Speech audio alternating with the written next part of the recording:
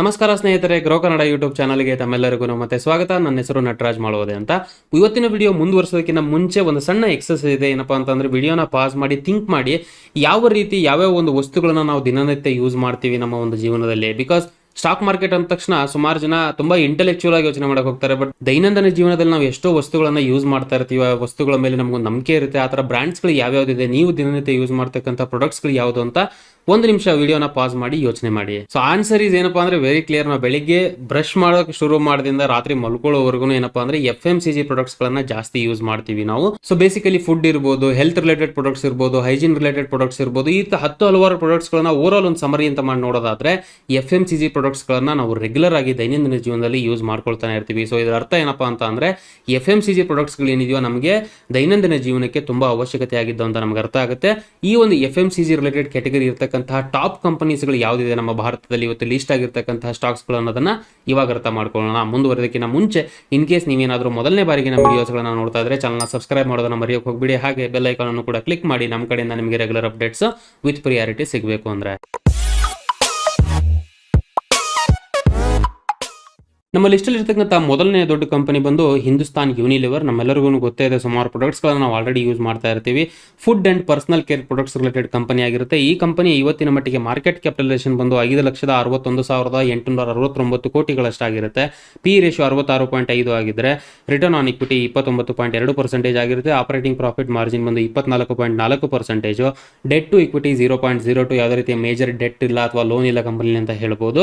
ಹಾಗೆ over all ಕಳೆದ ಒಂದು ವರ್ಷದಲ್ಲಿ 9.81% ರಿಟರ್ನ್ ಅನ್ನು ಹೂಡಿಕೆದಾರರಿಗೆ ತಂದುಕೊಟ್ಟಿದ್ರೆ, ಕಳೆದ 5 ವರ್ಷದಲ್ಲಿ company overall 7.88% sales growth ಅನ್ನ ಹೊಂದಿರುತ್ತೆ. ನಮ್ಮ ಲಿಸ್ಟ್ ಇರತಕ್ಕಂತಹ ನೆಕ್ಸ್ಟ್ ಕಂಪನಿ ಬಂದು Nestle India food products related company ಆಗಿರುತ್ತೆ.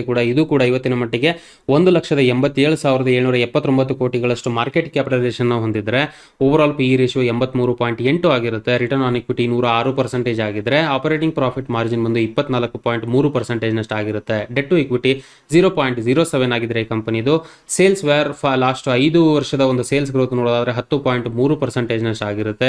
ಕಳೆದ ಒಂದು ವರ್ಷದಲ್ಲಿ ಹೂಡಿಕೆದಾರರಿಗೆ 14.7% ರಿಟರ್ನ್ ಅನ್ನ ಈ ಕಂಪನಿ ತಂದುಕೊಟ್ಟಿರುತ್ತೆ. ಸೊ ಈ ಕಂಪನೀಸ್ಗಳು ಏನಪ್ಪಾ ಅಂದ್ರೆ food related over all FMCG related category ಆಗಿತ್ತು. ಇವಾಗ ನೆಕ್ಸ್ಟ್ ಲೆವೆಲ್ ಅಲ್ಲಿ ಹೋಗೋದೇನಪ್ಪಾ ಅಂತ ಅಂದ್ರೆ ನಮ್ಮ ದೈನಂದಿನ ಜೀವನದಲ್ಲಿ ನಾವು ಬಟ್ಟೆಗಳನ್ನ ಹಾಕೊಳ್ತೀವಿ. ಸೊ ಬಟ್ಟೆಗಳ ರಿಲೇಟೆಡ್ ಯಾವ್ಯಾವ ಕಂಪನೀಸ್ಗಳಿದೆ ಅಂತ ನೋಡೋದಾದ್ರೆ Aditya Birla fashion. So apparel industry ಇದು ಬೇಸಿಕಲಿ. ಈ ಕಂಪನಿ ಇವತ್ತಿನ ಮಟ್ಟಿಗೆ 26,427 ಕೋಟಿಗಳಷ್ಟು ಮಾರ್ಕೆಟ್ ಕ್ಯಾಪಿಟಲೈಸೇಷನ್ ಹೊಂದಿದ್ರೆ, overall operating profit margin ಕಂಪನಿದು 12.4% ಆಗಿರುತ್ತೆ. ಡೆಟ್ ಟು ಇಕ್ವಿಟಿ 1.42 ಆಗಿದ್ರೆ, ಕಳೆದ 5 ವರ್ಷದ ಸೇಲ್ಸ್ ಮೈನಸ್ ಅಲ್ಲಿ ಇರುತ್ತೆ, -3% ಆಗಿರುತ್ತೆ. ಕಳೆದ ಒಂದು ವರ್ಷದಲ್ಲಿ ಹೂಡಿಕೆದಾರರಿಗೆ 78.4% ರಿಟರ್ನ್ ಅನ್ನ ಈ ಕಂಪನಿ ತಂದುಕೊಟ್ಟಿರುತ್ತೆ. ಸೊ ಬಟ್ಟೆಗಳಾದ್ಮೇಲೆ ಏನು ಆಬ್ವಿಯಸ್ಲಿ ಶೂಸ್, ಚಪ್ಪಲಿ ಈ ತರದ್ದು ಒಂದು ಪ್ರಾಡಕ್ಟ್ಸ್ ಗಳು ಅಂತ ನೋಡೋದಾದ್ರೆ ಆ ಕಂಪನೀಸ್ ಅಲ್ಲಿ ಬರೋದು Bata India. So footwear related company. ಇವತ್ತಿನ ಮಟ್ಟಿಗೆ ಈ ಕಂಪನಿ 27,951 ಕೋಟಿಗಳಷ್ಟು ಮಾರ್ಕೆಟ್ ಕ್ಯಾಪಿಟಲೈಸೇಷನ್ ಹೊಂದಿರುತ್ತೆ. ಹಾಗೆ PE ರೇಷಿಯೋ ಈ ಕಂಪನಿದು 1036 ಆಗಿರುತ್ತೆ. ರಿಟರ್ನ್ ಆನ್ ಇಕ್ವಿಟಿ -4.52% ಆಗಿದ್ರೆ, ಆಪರೇಟಿಂಗ್ ಪ್ರಾಫಿಟ್ ಮಾರ್ಜಿನ್ ಬಂದು OPM ಪರ್ಸೆಂಟೇಜ್ 15.2%. ಹಾಗೆ debt to equity 0.1. Current ratio ಕಳೆದ ಒಂದು ವರ್ಷದಲ್ಲಿ ಹೂಡಿಕೆದಾರರಿಗೆ 58% ರಿಟರ್ನ್ ಅದನ್ನು ಕೊಟ್ಟಿದ್ರೆ, ಸೇಲ್ಸ್ ವ್ಯಾರ್ ಲಾಸ್ಟ್ 5 ವರ್ಷದ ಒಂದು ಸೇಲ್ಸ್ ಗ್ರೋತ್ ನೋಡೋದಾದ್ರೆ ಮೈನಸ್ ಅಲ್ಲಿ ಇರುತ್ತೆ, -6.75 ಆಗಿರುತ್ತೆ. ಸೊ ಈಗ ಬೆಳಿಗ್ಗೆ ಎಲ್ಲ ದೈನಂದಿನ ನಿತ್ಯ ಕರ್ಮಗಳು ಮುಗೀತು, ನಾವು ಊಟನೂ ಮುಗಿಸಿದ್ವಿ, ಅದಾದ್ಮೇಲೆ ಬಟ್ಟೆಗಳೆಲ್ಲ ಹಾಕೊಂಡು ರೆಡಿ ಆದ್ವಿ. ನೆಕ್ಸ್ಟ್ ಏನು ಆಬ್ವಿಯಸ್ಲಿ ನಾವು ಒಂದು ಮನೆಯಿಂದ ಆಫೀಸ್ ವರ್ಗು ತಲುಪಬೇಕು. ಅಲ್ಲಿ ಬರ್ತಕ್ಕಂತಹ ಒಂದು ಇಂಡಸ್ಟ್ರಿ ಬಂದು ಆಟೋಮೋಟಿವ್ ಇಂಡಸ್ಟ್ರಿ. ಈ ಇಂಡಸ್ಟ್ರಿ ಪ್ರಕಾರ ನೋಡೋದಾದ್ರೆ ಟಾಪ್ ಕಂಪನೀಸ್ಗಳು ಮೊದಲನೇದಾಗಿ ಬರ್ತಕ್ಕಂಥದ್ದು Maruti Suzuki 4 wheelers related. Maruti Suzuki ಇವತ್ತಿನ ಮಟ್ಟಿಗೆ 2,49,985 ಕೋಟಿಗಳಷ್ಟು ಮಾರ್ಕೆಟ್ ಕ್ಯಾಪಿಟಲೈಸೇಷನ್ ಹೊಂದಿರುತ್ತೆ. PE ರೇಷಿಯೋ 59.5 ಆಗಿದ್ರೆ, ರಿಟರ್ನ್ ಆನ್ ಇಕ್ವಿಟಿ 4.4% ಆಗಿರುತ್ತೆ.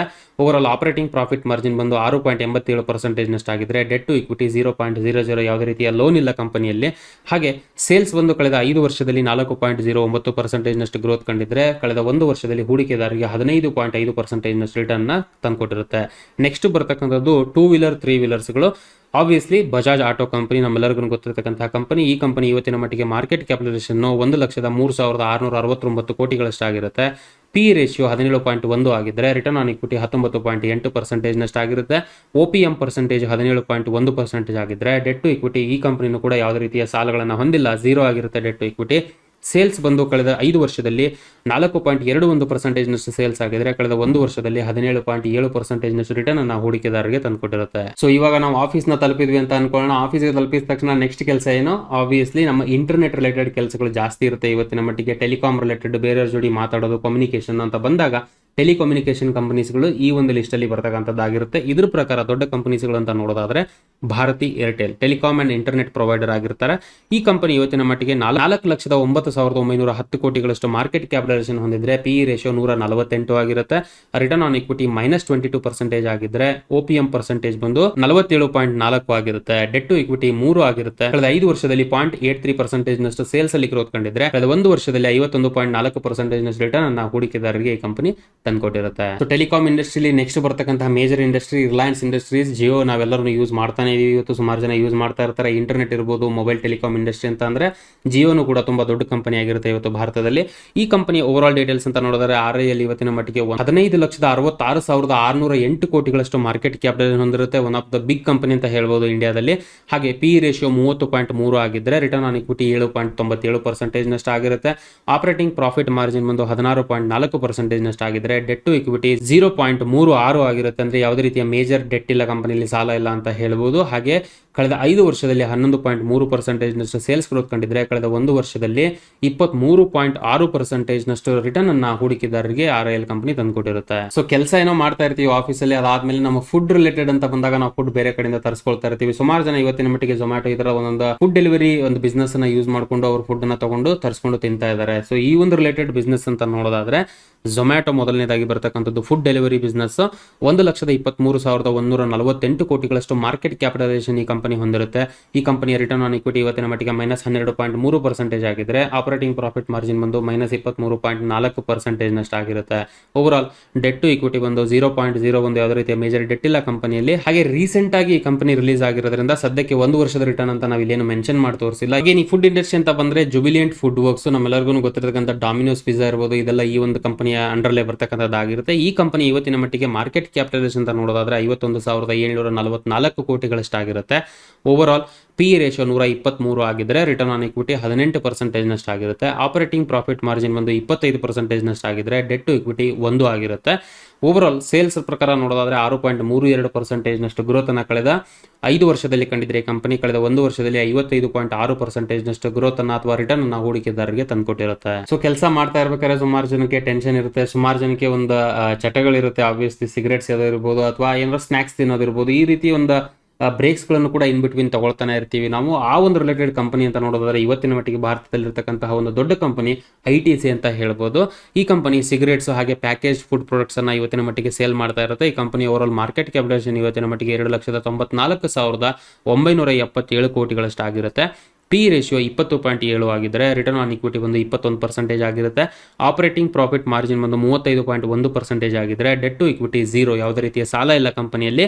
ಹಾಗೆ ಕಳೆದ 5 ವರ್ಷದಲ್ಲಿ 4.68% ನಷ್ಟು ಸೇಲ್ಸ್ ಗ್ರೋತ್ ಕಂಡಿದ್ರೆ ಕಂಪನಿ ಕಳೆದ 1 ವರ್ಷದಲ್ಲಿ ಹೂಡಿಕೆದಾರರಿಗೆ 27.8% ನಷ್ಟು ರಿಟರ್ನ್ ಈ ಕಂಪನಿ ತಂದುಕೊಟ್ಟಿರುತ್ತೆ. ಸೊ ವರ್ಕ್ ಡೇ ಮುಗಿತು ಅಂದ ತಕ್ಷಣ ಮತ್ತೆ ವಾಪಸ್ ಮನೆಗೆ ಹೋಗ್ತಾ ಇರ್ತೀವಿ. ನಾವು ವಾಪಸ್ ಮನೆಗೆ ಹೋಗ್ತಾ ಇರ್ಬೇಕಾದ್ರೆ ಶಾಪಿಂಗ್ ಹೋಗ್ಬೋದು, ಈ ರಿಟೇಲ್ ಸ್ಟೋರ್ಸ್ ಗಳಿಗೆ ಹೋಗ್ಬೋದು, ಅಥವಾ ಪೆಟ್ರೋಲ್ ವಾಪಸ್ ರೀಫಿಲ್ ಮಾಡಿಸ್ಬೇಕಲ್ಲ, ಪೆಟ್ರೋಲ್ ಇಲ್ಲ ಅಂದ್ರೆ ಗಾಡಿ ಓಡಲ್ಲ. ಸೊ ಅದ್ರ ರಿಲೇಟೆಡ್ ಪೆಟ್ರೋಲ್ ಹಾಕ್ಸ್ಕೊಳ್ಳಿಕ್ಕೆ ಹೋಗ್ಬೋದು. ಈ ತರ ಒಂದು ಕಂಪನೀಸ್ಗಳು ಯಾವ್ದಿದೆ ಅಂತ ನೋಡೋದಾದ್ರೆ ಈ ಕ್ಯಾಟಗರಿಯಲ್ಲಿ ಬರ್ತಕ್ಕಂಥ ಮೊದಲನೇ ಕಂಪನಿ ಅವೆನ್ಯೂ ಸೂಪರ್ ಮಾರ್ಟ್ಸ್ ಅಂತ ಹೇಳ್ಕೊಂಡು ಆರ್ಗನೈಸರ್ ರಿಟೇಲ್ ಒಂದು ಇಂಡಸ್ಟ್ರಿನ ಈ ಕಂಪನಿ ಇವತ್ತಿನ ಮಟ್ಟಿಗೆ ಹೊಂದಿರುತ್ತೆ. ಈ ಕಂಪನಿ ಇವತ್ತಿನ ಮಟ್ಟಿಗೆ ಮಾರ್ಕೆಟ್ ಕ್ಯಾಪಿಟಲೈಸೇಷನ್ ಬಂದು 3,32,029 ಕೋಟಿಗಳಷ್ಟು ಆಗಿರುತ್ತೆ. PE ರೇಷಿಯೋ 242 ಆಗಿದ್ರೆ ರಿಟರ್ನ್ ಆನ್ ಇಕ್ವಿಟಿ ಬಂದು 9.45% ನಷ್ಟು ಆಗಿರುತ್ತೆ. OPM ಪರ್ಸೆಂಟೇಜ್ 7.86% ಆಗಿದ್ರೆ overall debt to equity ಈ ಕಂಪನಿದು ಕೂಡ 0.04, ಯಾವುದೇ ರೀತಿಯ ಮೇಜರ್ ಸಾಲಗಳಿಲ್ಲ ಅಂತ ಹೇಳ್ಬೋದು. ಹಾಗೆ ಕಳೆದ 5 ವರ್ಷದಲ್ಲಿ 23% ನಷ್ಟು ಗ್ರೋತ್ ಅನ್ನ ಸೇಲ್ಸ್ ಅಲ್ಲಿ ಕಂಡಿದ್ರೆ ಕಂಪನಿ ಕಳೆದ 1 ವರ್ಷದಲ್ಲಿ ಹೂಡಿಕೆದಾರರಿಗೆ 111% ನಷ್ಟು ರಿಟರ್ನ್ ಅನ್ನ ಈ ಕಂಪನಿ ತಂದುಕೊಟ್ಟಿರುತ್ತೆ. ಹಾಗೆ ಇದರಲ್ಲಿ ಬರ್ತಕ್ಕಂಥ next company Indian oil corporation, of course petroleum products related ಆಗಿರ್ತಕ್ಕಂಥ ಒಂದು ಕಂಪನಿ ಆಗಿದೆ. ಈ ಕಂಪನಿ ಇವತ್ತಿನ ಮಟ್ಟಿಗೆ 1,20,833 ಕೋಟಿ ಕೋಟಿಗಳಷ್ಟು ಮಾರ್ಕೆಟ್ ಕ್ಯಾಪಿಟಲೈಸೇಷನ್ ಹೊಂದಿದ್ರೆ ಪಿ ರೇಷಿಯೋ 4.7 ಆಗಿರುತ್ತೆ. ರಿಟರ್ನ್ ಆನ್ ಇಕ್ವಿಟಿ 20.9% ಆಗಿರುತ್ತೆ. OPM ಪರ್ಸೆಂಟೇಜ್ ಬಂದು 9.95% ಆಗಿರುತ್ತೆ. ಡೆಟ್ ಟು ಇಕ್ವಿಟಿ 0.85 ಆಗಿರುತ್ತೆ. ಹಾಗೆ ಕಳೆದ 5 ವರ್ಷದಲ್ಲಿ 1.01% ಸೇಲ್ಸ್ ಗ್ರೋತ್ ಕಂಡಿದ್ರೆ ಕಳೆದ 1 ವರ್ಷದಲ್ಲಿ ಹೂಡಿಕೆದಾರರಿಗೆ 51.2% ರಿಟರ್ನ್ ಅನ್ನ ತಂದುಕೊಟ್ಟಿರುತ್ತೆ ಈ ಕಂಪನಿ. ಸೊ ಇನ್ನೊಂದು ಇಂಪಾರ್ಟೆಂಟ್ ಪಾಯಿಂಟ್ ಏನಪ್ಪಾ ಅಂದ್ರೆ ರಿಟೇಲ್ ಪೆಟ್ರೋಲಿಯಂ ಪ್ರಾಡಕ್ಟ್ಸ್ ಅಂತ ಅಂದ್ರೆ ರಿಲಯನ್ಸ್ ಇಂಡಸ್ಟ್ರೀಸ್ ಕೂಡ ಸೇರ್ಪಡೆ ಆಗುತ್ತೆ ಇದರಲ್ಲಿ. ಬಟ್ ಆ ಕಂಪನಿ ಇನ್ಫಾರ್ಮೇಶನ್ ನಾವು ಆಲ್ರೆಡಿ ಕವರ್ ಮಾಡಿರ್ತೀವಿ. ಇದನ್ನು ಕೂಡ ನೀವು ಇಲ್ಲಿ ಕನ್ಸಿಡರ್ ಮಾಡಬಹುದು. RIL ಇಂಡಸ್ಟ್ರಿನೂ ಕೂಡ ಈ ಒಂದು ರಿಟೇಲ್ ಹಾಗೆ ಪೆಟ್ರೋಲಿಯಂ ರಿಲೇಟೆಡ್ ಕೆಲಸಗಳನ್ನ ಇವತ್ತಿನ ಮಟ್ಟಿಗೆ ಮೇಜರ್ ಲೆವೆಲ್ ಅಲ್ಲಿ ಮಾಡ್ತಾ ಇರುತ್ತೆ ನಮ್ಮ ಭಾರತದಲ್ಲಿ. ಸೊ ಇವಾಗ ಇಂಪಾರ್ಟೆಂಟ್ ಕ್ವಶನ್ ಹುಟ್ಟುತ್ತೆ, ಯಾವುದೇ ಒಂದು ಪರ್ಚೇಸ್ ನಾವು ಮಾಡಬೇಕು ಅಂತಂದ್ರೆ ಯಾವ ರೀತಿ ಮಾಡ್ತೀವಿ? ಒಂದು ATM ಅಲ್ಲಿ ದುಡ್ಡು ತೆಗೆಸೋದ್ರ ಮೂಲಕ, ಅಥವಾ ನಾವು ಕಾರ್ಡನ್ನು ಡೈರೆಕ್ಟಾಗಿ ಸ್ವೈಪ್ ಮಾಡೋದ್ರ ಮೂಲಕ, ಅಥವಾ ಆನ್ಲೈನ್ ಮೂಲಕ ಪೇಮೆಂಟ್ ಮಾಡ್ತೀವಿ. ಇದಕ್ಕೆಲ್ಲ ಬೇಕು ಅಂತಂದ್ರೆ ಒಬ್ಬ ಮಧ್ಯವರ್ತಿ ಬೇಕೇ ಬೇಕು, ಬ್ಯಾಂಕಿಂಗ್ ಬಿಸ್ನೆಸ್. ಸೊ ಈ ಬ್ಯಾಂಕಿಂಗ್ ಬಿಸ್ನೆಸ್ ಅಂತ ನೋಡೋದಾದ್ರೆ ಇವತ್ತಿನ ಮಟ್ಟಿಗೆ ಮೇಜರ್ ಬ್ಯಾಂಕಿಂಗ್ ಅಲ್ಲಿ HDFC ಬ್ಯಾಂಕ್ ಬರುತ್ತೆ. ಬ್ಯಾಂಕಿಂಗ್ ಬಿಸ್ನೆಸ್ ಹೊಂದಿರತಕ್ಕಂಥದ್ದು 8,42,429 ಕೋಟಿಗಳಷ್ಟು ಮಾರ್ಕೆಟ್ ಕ್ಯಾಪಿಟಲೈಸೇಷನ್ HDFC ಬ್ಯಾಂಕ್ ಹೊಂದಿರುತ್ತೆ. ಹಾಗೆ ಪಿ ರೇಷಿಯೋ ಈ ಕಂಪನಿದು 24.8 ಆಗಿದೆ. Return on equity 16.5%, operating profit margin ಬಂದು 55.6% ಆಗಿರುತ್ತೆ. ಡೆಟ್ ಟು ಇಕ್ವಿಟಿ 7.2 ಆಗಿದ್ರೆ ಕಳೆದ 5 ವರ್ಷದಲ್ಲಿ 15.3% ಸೇಲ್ಸ್ ಗ್ರೋತ್ನ ಕಂಡಿರುತ್ತೆ. ಕಳೆದ 1 ವರ್ಷದಲ್ಲಿ 8.69% ರಿಟರ್ನ್ ಅನ್ನ ಹೂಡಿಕೆದಾರರಿಗೆ ಈ ಕಂಪನಿ ತಂದು ಕೊಟ್ಟಿರುತ್ತೆ. ನಮ್ಮ ಲಿಸ್ಟ್ ಇರತಕ್ಕಂಥ ಈ ಒಂದು ಪರ್ಟಿಕ್ಯುಲರ್ ಸೆಗ್ಮೆಂಟ್ಗೆ ಬರ್ತಕ್ಕಂಥ ಎರಡನೇ company state bank of India. ಇದು ಕೂಡ ಬ್ಯಾಂಕಿಂಗ್ ಬಿಸ್ನೆಸ್ ಆಗಿರುತ್ತೆ. SBI ಇವತ್ತಿನ ಮಟ್ಟಿಗೆ ಮಾರ್ಕೆಟ್ ಕ್ಯಾಪಿಟಲೈಸೇಷನ್ 4,44,669 ಕೋಟಿಗಳಷ್ಟಾಗಿರುತ್ತೆ. P ratio 13.1, return on equity 8.21%, OPM percentage 31.1% ಆಗಿರುತ್ತೆ. ಡೆಟ್ ಟು ಇಕ್ವಿಟಿ 15.1 ಆಗಿರುತ್ತೆ. ಓವರ್ ಆಲ್ ಸೇಲ್ಸ್ ಗ್ರೋತ್ ಅಂತ ನೋಡಿದ್ರೆ ಕಳೆದ 5 ವರ್ಷದಲ್ಲಿ 4.74% ಸೇಲ್ಸ್ ಗ್ರೋತ್ ಅನ್ನ SBI ಕಂಡಿರುತ್ತೆ. ಕಳೆದ 1 ವರ್ಷದಲ್ಲಿ ಹೂಡಿಕೆದಾರರಿಗೆ 107% ರಿಟರ್ನ್ ಅನ್ನ ತಂದುಕೊಟ್ಟಿರುತ್ತೆ. ಸೊ ಮನೆಗೆ ಬಂದ್ವಿ ಅಂತ ಅನ್ಕೊಳ್ಳೋಣ. ಮನೆಗೆ ಬಂದಾದ್ಮೇಲೆ ಆರಾಮಾಗಿ ಸ್ವಲ್ಪ ಚಿಲ್ ಮಾಡ್ಕೊಂಡು TV ನೋಡ್ಕೊಂಡು AC ಎಲ್ಲ ಆನ್ ಮಾಡ್ಕೊಂಡು ನಮ್ಮ ರೆಫ್ರಿಜರೇಟರ್ ಎಲ್ಲ ಏನಾರು ಇತ್ತು ಅಂದ್ರೆ ಅದರಲ್ಲಿ ಪ್ರಾಡಕ್ಟ್ಸ್ಗಳನ್ನ ತಗೊಂಡು ಯೂಸ್ ಮಾಡ್ಕೊಂಡು ಈ ರೀತಿ ಸುಮಾರು ರೀತಿಯ ಒಂದು ರೆಗ್ಯುಲರ್ ಪ್ರಾಡಕ್ಟ್ಸ್ಗಳನ್ನ ಯೂಸ್ ಮಾಡ್ಕೊಳ್ತಾ ಇರ್ತೀವಿ ನಾವು. ರೆಫ್ರಿಜರೇಟರ್ ಈ ಥರ ಎಲೆಕ್ಟ್ರಾನಿಕ್ಸ್ ರಿಲೇಟೆಡ್ ಪ್ರಾಡಕ್ಟ್ಸ್ಗಳನ್ನ ಯೂಸ್ ಮಾಡ್ತಾನೆ ಇರ್ತೀವಿ. ಈ ಪ್ರಾಡಕ್ಟ್ಸ್ ರಿಲೇಟೆಡ್ ಮೇನ್ ಮ್ಯಾನುಫ್ಯಾಕ್ಚರ್ಸ್ ಅಂತ ನೋಡೋದಾದ್ರೆ ಇವತ್ತಿನ ಮಟ್ಟಿಗೆ ಮೊದಲನೇದಾಗಿ ಬರ್ತಕ್ಕಂಥದ್ದು ವೋಲ್ಟಾಸ್, ಕೂಲಿಂಗ್ ಪ್ರಾಡಕ್ಟ್ಸ್ ರಿಲೇಟೆಡ್ ಕೆಲಸಗಳನ್ನ ಮಾಡ್ತಾ ಇರುತ್ತೆ. ಈ ಕಂಪನಿ ಇವತ್ತಿನ ಮಟ್ಟಿಗೆ 40,899 ಕೋಟಿಗಳಷ್ಟು ಮಾರ್ಕೆಟ್ ಕ್ಯಾಪ್ ಅನ್ನು ಹೊಂದಿರುತ್ತೆ. ಹಾಗೆ ಪಿ ರೇಷಿಯೋ 69.2 ಆಗಿದ್ರೆ ರಿಟರ್ನ್ ಆನ್ ಇಕ್ವಿಟಿ 11.3% ಆಗಿರುತ್ತೆ. OPM ಪರ್ಸೆಂಟೇಜ್ 8 ಆಗಿದ್ರೆ overall debt to equity 0.08 ಆಗಿರುತ್ತೆ. ಕಳೆದ 5 ವರ್ಷದಲ್ಲಿ 5.73% ಸೇಲ್ಸ್ ಗ್ರೋತ್ ಅನ್ನ ಈ ಕಂಪನಿ ಕಂಡಿದ್ರೆ ಕಳೆದ 1 ವರ್ಷದಲ್ಲಿ ಹೂಡಿಕೆದಾರರಿಗೆ 59.5% ರಿಟರ್ನ್ ಅನ್ನ ಈ ಕಂಪನಿ ತಂದುಕೊಟ್ಟಿರುತ್ತೆ.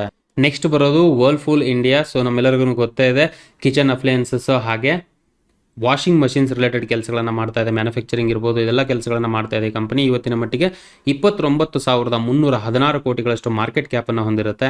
ಪಿ ರೇಷಿಯೋ 101 ಆಗಿದ್ರೆ ರಿಟರ್ನ್ ಆನ್ ಇಕ್ವಿಟಿ 12.5% ಆಗಿರುತ್ತೆ. OPM ಪರ್ಸೆಂಟೇಜ್ ಬಂದು 7.64 ಆಗಿರುತ್ತೆ. ಹಾಗೆ ಡೆಟ್ ಟು ಇಕ್ವಿಟಿ 0.02, ಯಾವುದೇ ರೀತಿಯ ಮೇಜರ್ ಡೆಟ್ ಇಲ್ಲ ಕಂಪನಿಯಲ್ಲಿ. ಕಳೆದ 5 ವರ್ಷದಲ್ಲಿ 11.4% ಸೇಲ್ಸ್ ಗ್ರೋತ್ನ ಕಂಡಿದ್ರೆ ಕಳೆದ 1 ವರ್ಷದಲ್ಲಿ ಹೂಡಿಕೆದಾರರಿಗೆ 10% ರಿಟರ್ನ್ ಅನ್ನ ಈ ಕಂಪನಿ ತಂದುಕೊಟ್ಟಿರುತ್ತೆ. ಇದರಲ್ಲಿ ನೆಕ್ಸ್ಟ್ ಬರ್ತಕ್ಕಂತಹ ಕಂಪನಿ ಒಂದು ಡಿಕ್ಸಾನ್ ಟೆಕ್ನಾಲಜೀಸ್ ಅಂತ ಹೇಳ್ಕೊಂಡು ODM ಆಗಿರುತ್ತೆ. Company basically for TVs, lighting, washing machines, mobile phone ಈ ರೀತಿಯಾದಂತಹ ಎಲೆಕ್ಟ್ರಾನಿಕ್ ಐಟಮ್ಸ್ಗಳ ODM ಆಗಿರುತ್ತೆ. ಈ ಕಂಪನಿ ಇವತ್ತಿನ ಮಟ್ಟಿಗೆ ಮಾರ್ಕೆಟ್ ಕ್ಯಾಪಿಟಲೈಸೇಷನ್ 32,323 ಕೋಟಿಗಳಷ್ಟಾಗಿರುತ್ತೆ. P ratio 173, return on equity ಒಂದು 25%, OPM ಪರ್ಸೆಂಟೇಜ್ 3.77% ಆಗಿರುತ್ತೆ. Debt to equity 0.35. ಹಾಗೆ ಓವರ್ ಆಲ್ ಕಳೆದ 5 ವರ್ಷದಲ್ಲಿ 35.9% ಸೇಲ್ಸ್ ಗ್ರೋತ್ನ ಕಂಡಿರುತ್ತೆ. ಕಳೆದ 1 ವರ್ಷದಲ್ಲಿ ಹೂಡಿಕೆದಾರರಿಗೆ 170% ರಿಟರ್ನ್ ಅನ್ನ ಈ company ತಂದುಕೊಟ್ಟಿರುತ್ತೆ.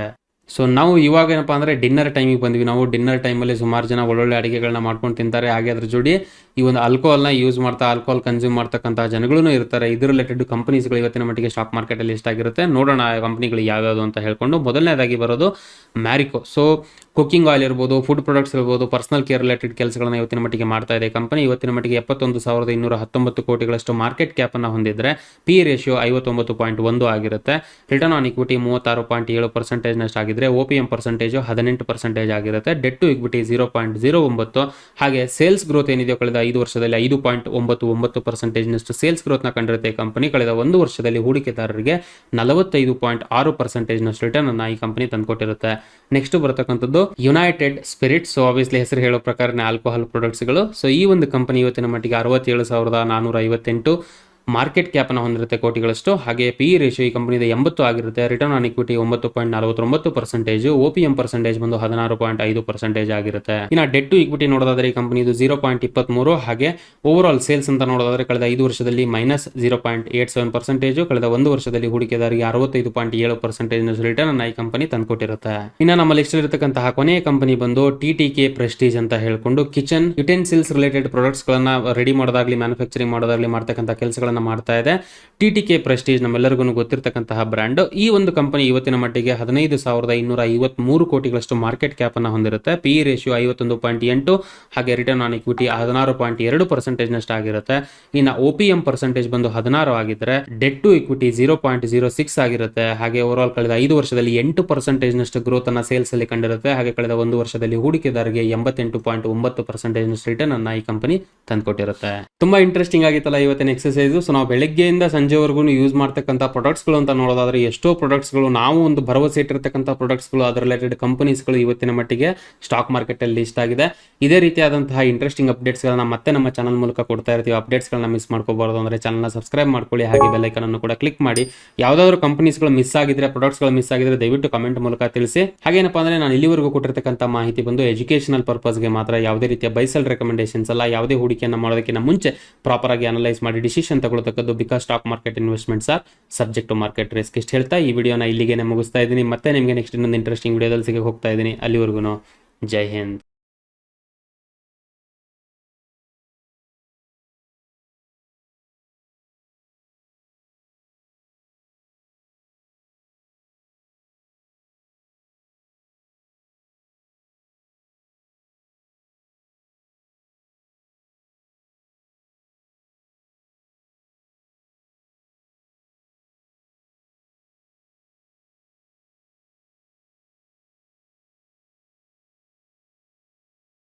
Investment in securities market are subject to market risks. Read all the related documents carefully before investing. Please read the risk disclosure documents carefully before investing in equity shares, derivatives, mutual fund, and or other instruments traded on the stock exchanges.